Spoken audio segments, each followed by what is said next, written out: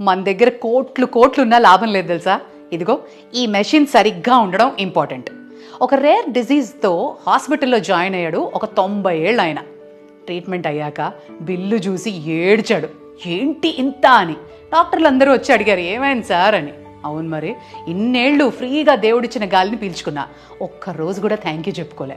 And మీరు ఒక్కరోజు ventilator పెట్టారు, లక్షలు అయిపోయింది. కిడ్నీస్ చేసే పని డయాలసిస్ చేస్తే లక్షలు, హార్ట్ దీన్ని కాపాడుకోవాలంటే వెంటిలేటర్ పెట్టాలంటే అది లక్షలు. ఇక బ్రెయిన్ కంటే సబ్స్టిట్యూట్ రాలేదనుకోండి, అదైతే కోట్లల్లోనే ఉంటుంది. ఇలా ప్రతిదీ మనం లెక్కేసుకుంటూ పోతే మెడికల్ టర్మినాలజీలో మన హ్యూమన్ బాడీలోని ప్రతి ఆర్గన్ కొన్ని లక్షల విలువ చేసే పని చేస్తుంటుంది. కానీ మనం ఏం చేస్తాం, చాలా లైట్ తీసుకుంటాం. 20స్లో 30స్లో 40స్లో పరిగెత్తి పనిచేస్తాం, డబ్బులు సంపాదిస్తాం.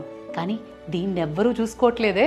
ఆ తర్వాత ముసలోళ్ళం అయ్యాక సంపాదించిందల్లా డాక్టర్లకి, హాస్పిటల్స్కి పెట్టాల్సిన పరిస్థితి వస్తుంది. అందుకే సంపాదించకూడదు అని కాదు, I mean take care of your health, because health is the only wealth we have.